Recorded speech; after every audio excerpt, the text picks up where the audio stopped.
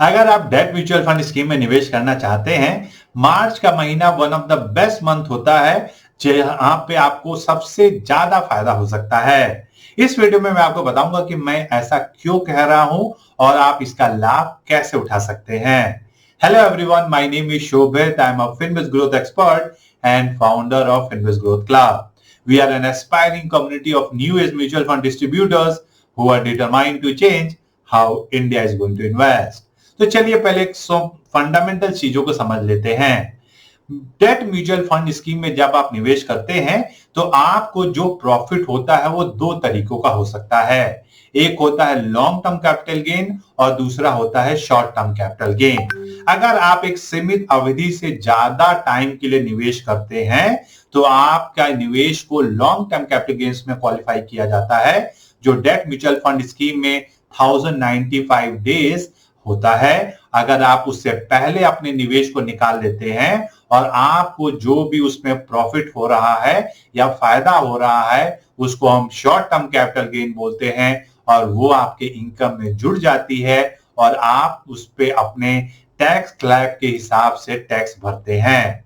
तो चलिए आप समझते हैं कि ये लॉन्ग टर्म कैपिटल गेन्स का चक्कर क्या है। लॉन्ग टर्म कैपिटल गेन्स जब आप अपने डेट इन्वेस्टमेंट में बुक करते हैं दोस्तों, तो उस पे आपको 1095 डेज से ज्यादा फाइनेंशियल ईयर अकाउंटिंग के द्वारा बेनिफिट होता है। इसको मैं थोड़ा सिंप्लीफाई कर दूं आपके लिए। इसका मतलब यह है दोस्तों कि आप जब भी डेट म्यूचुअल फंड स्कीम में लॉन्ग टर्म कैपिटल गेन बना रहे हैं तो आपको उस पे इंडेक्सेशन बेनिफिट मिलता है। इंडेक्सेशन बेनिफिट का मतलब क्या है? आप जितने भी फाइनेंशियल ईयर में उस निवेश में बने हुए हैं, आपको उन फाइनेंशियल ईयर्स के इन्फ्लेशन कंसीडर करते हुए आपको उस पे टैक्स देना है। चलिए इसको और सिंप्लीफाई करते हैं। इसका मतलब यह है कि अगर आपने डेट म्यूचुअल फंड स्कीम में निवेश किया और आपका निवेश 4 फाइनेंशियल ईयर में निवेश में रहा तो आपको 4 फाइनेंशियल ईयर तक के जो भी इन्फ्लेशन ग्रोथ हुई है उस ग्रोथ तक आपको टैक्स देने की जरूरत नहीं है। लेट्स अज्यूम आपने 1100 दिनों के लिए डेट म्यूचुअल फंड स्कीम में निवेश किया। अगर आपने 1100 दिनों के लिए डेट म्यूचुअल फंड में निवेश किया और ये 4 फाइनेंशियल ईयर्स का में स्पैन हो रही है तो आपको उन 4 फाइनेंशियल ईयर्स में जो भी इन्फ्लेशन रेट था उस एक्सटेंट तक आपको अपने निवेश या फायदे पे टैक्स देने की जरूरत नहीं है। तो ऑन एवरेज सपोज आपको डेट इन्वेस्ट में 7% का रिटर्न आया और इन 4 फाइनेंशियल ईयर्स में अगर आपको से 5% का इन्फ्लेशन था तो आपको जो बचे हुए 2% का फायदा है उसी पे टैक्स देना है। तो चलिए एक एग्जांपल से समझ लेते हैं। एग्जांपल से पहले आपको यह भी समझना है, फाइनेंशियल ईयर स्टार्ट होता है 1 अप्रैल से और एंड होता है 31 मार्च को। तो अगर आपने 30 मार्च को भी निवेश किया है तो वो एक फाइनेंशियल ईयर होता है, जबकि आपने सिर्फ 2 दिन के लिए निवेश किया है। तो ये इसका मतलब क्या है, चलिए एक एग्जांपल से समझ लेते हैं।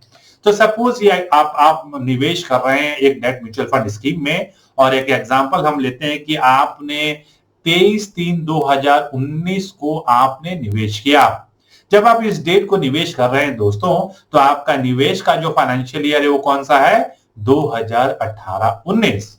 नाउ अज्यूम कि आपने अपने निवेश को 4/4/2022 को विड्रॉ किया। जो विड्रॉल का फाइनेंशियल ईयर है वो कौन सा हो गया दोस्तों?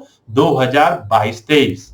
तो आपको ये समझना है कि आप जिस दिन निकाल रहे हैं वो फाइनेंशियल ईयर काउंट होता है from the tax calculation purpose. So for indexation benefit आपको कौन कौन से फाइनेंशियल ईयर की काउंटिंग होगी दोस्तों? 2018-19 जब आपने निवेश किया और आपने 2022-23 में विड्रॉ किया है फाइनेंशियल ईयर, तो टोटल फाइनेंशियल ईयर जो कंसिडरेशन होगा वो होगा 5 साल। नाउ आप ये भी समझिए दोस्तों, जो आपका निवेश था टोटल टाइम के लिए वो कितने टाइम के लिए निवेश था? 1108 दिन के लिए, क्योंकि आपने 23/3/2019 को निवेश किया और 4/4/2022 को विड्रॉ किया। तो आपने 1108 दिन के लिए निवेश किया, जो 3 साल से थोड़ा ही ज्यादा है, क्योंकि 3 साल मतलब 1095 डेज। लेकिन आपको कितने फाइनेंशियल ईयर्स का फायदा मिल गया दोस्तों? 5 फाइनेंशियल ईयर का, मतलब 1825 डेज का टैक्स कैलकुलेशन पर्पस से आपको बेनिफिट मिल रहा है। और इसीलिए हम कह रहे हैं कि अगर आप मार्च महीने में निवेश कर रहे हैं तो आप सिर्फ 30 दिन या 25 दिन या 10 दिन, डिपेंडिंग अपॉन मार्च के किस दिनों में आप निवेश कर रहे हैं, उतने ही दिन आपने निवेश किया, लेकिन आपको पूरे 365 दिन का जो इन्फ्लेशन का नंबर था वो आपके टैक्स पर्पस के लिए काउंट हो गया। तो इसलिए हम चाहते हैं कि आप जब निवेश करें डेट म्यूचुअल फंड स्कीम में तो इसका जरूर ध्यान रखें। आपको यह भी समझना है कि इस एग्जांपल में जो कस्टमर ने पैसे निकाले वो मार्च में ना निकाल के 4 अप्रैल को निकाले, सिर्फ 4 दिन उसने नेक्स्ट फाइनेंशियल ईयर में निवेश किया, लेकिन उसको पूरे फाइनेंशियल ईयर का फायदा हुआ। तो अगर आप इन चीजों का ध्यान रखेंगे दोस्तों, तो आपका जो इनकम बन रहा है, जो आपका फायदा हो रहा है, उस पे आपकी जो टैक्स आउटगो है लॉन्ग टर्म कैपिटल गेन्स के पॉइंट ऑफ व्यू से वो कम हो जाती है। तो चलिए हमने एक कैलकुलेशन शीट अपने कम्युनिटी मेंबर्स के लिए बनाई है, उसके द्वारा आपको एक बार समझा देते हैं कि ये वर्क कैसे करता है। तो अगर आप इसको देखें शीट को दोस्तों, तो यहां पे हमने अज्यूम किया कि सपोज आपने डेट म्यूचुअल फंड स्कीम में अपने कस्टमर का निवेश कराया और वहां पे जो रिटर्न बन के आया है कस्टमर का वो 7.30 का है। ओके, और जैसे हमने अभी आपको एग्जांपल लिया था, वहां पे जो कस्टमर ने निवेश किया वो 1108 दिनों के लिए किया, और इसको एक बैंक फिक्स डिपॉजिट से कंपेयर करते हैं। तो बैंक फिक्स डिपॉजिट में जो इंटरेस्ट आ रहा है वो 7.50 का आ रहा है। एंड लेट्स अज्यूम कि आपने जो पैसे लगाए हैं वो 1 लाख रुपए का लगाया है। नाउ हमको अपने इंडेक्स कॉस्ट को कैलकुलेट करने के लिए, जो इन्फ्लेशन था इन दिनों में, उसको कैलकुलेट करने के लिए क्या करना पड़ेगा दोस्तों? हमको जिस साल हमने निवेश किया है उस साल का हमको कॉस्ट इन्फ्लेशन इंडेक्स पता करना पड़ेगा। ये आपको कहां पता हो सकता है दोस्तों? ये आप जो सीबीडीटी है वो हर साल इसको पब्लिश करती है और आप इसको इजीली देख सकते हैं, और मैं उस लिंक को नीचे डिस्क्रिप्शन में दे दूंगा ताकि आप भी CCI number, cost inflation index number देख सकें। तो मैं अगर उनकी वेबसाइट दिखाऊं तो यहाँ पे वो हर साल इसको अपडेट करते हैं। तो यहाँ पे आप देख सकते हैं 2001-2 से शुरू हुआ जब ये 100 रुपए था, और टाइम के साथ ये बढ़ते जाता है, और ये नंबर जो है इनकम टैक्स डिपार्टमेंट हर साल पब्लिश करती है। तो हमारे कस्टमर ने जो निवेश किया था वो किया था दोस्तों 2018-19 में, तब ये सीआई नंबर था 280, और जब उसने विड्रॉ किया तो उस समय जो नंबर था 331, और यही नंबर जो है हम अपने कैलकुलेशन एग्जांपल में ले रहे हैं। जब हमने निवेश किया तो 2280 था, और जब विड्रॉ किया तो नंबर था 331। अब चलिए एक प्रैक्टिकल एग्जांपल से समझ लेते हैं। हमने पैसे निवेश की 1 लाख रुपए अपने डेट म्यूचुअल फंड स्कीम में, और 1 लाख रुपए हमने किए बैंक फिक्स्ड डिपॉजिट में। जैसे हमने अज्यूम किया कि भैया रेट ऑफ रिटर्न जो आपके डेट म्यूचुअल फंड स्कीम में बढ़ा वो है 7.30, और आपके बैंक एफडी में हमने थोड़ा ज्यादा ले लिया 7.50। सो 1108 दिन में टोटल आपका जो 1 लाख रुपए पे बेनिफिट बन के आया वो कितना बना दोस्तों? 23,848 रुपए। आपके जो एफडी में बना वो कितना बना दोस्तों? 24,930 रुपए, और ये आपका टोटल बेनिफिट आया। आपको डेट म्यूचुअल फंड स्कीम में इंडेक्सेशन बेनिफिट आएगा, इसलिए हमने यहाँ पे अवेल कर दिया, और डोमेस्टिक में नहीं आएगा इसलिए हमने नॉट एप्लीकेबल कर दिया।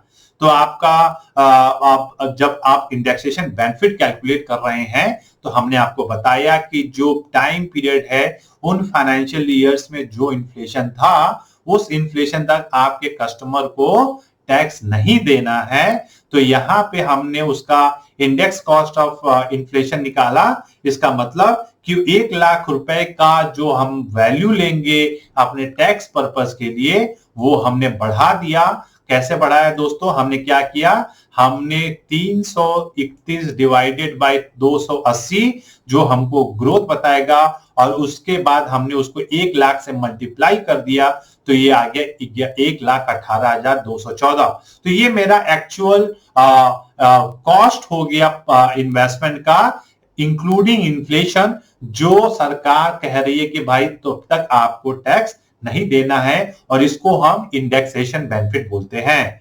तो taxable capital gain mutual fund में क्या हो गया दोस्तों, 2633। ये कैसे आया, हमारा टोटल वैल्यू जो विड्रॉ का होगा वो 1,23,848, और उसमें से हम 1,18,214 घटा देंगे तो ये मेरी वैल्यू आएगी। अगर आप बैंक एफडी को देख रहे हैं तो आपने जो भी इंटरेस्ट आपको आया है, आपको सारा इंटरेस्ट का जो पैसा है वो आपको अपने इनकम में ऐड करना है।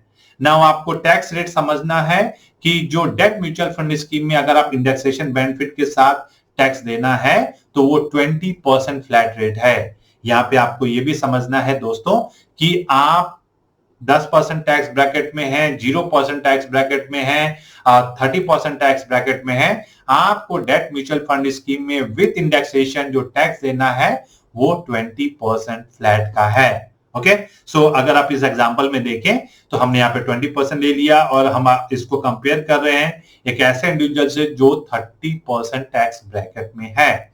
So with surcharges and cess जो टोटल टैक्स बनता है दोस्तों वो 23% का बनता है इन डेट म्यूचुअल फंड। तो आपको जो टैक्स पे करना है अपने गेन्स पे, फायदे पे, वो है 1,299 रुपए, जो बनता है आपके 5,633 रुपीज पे 23%।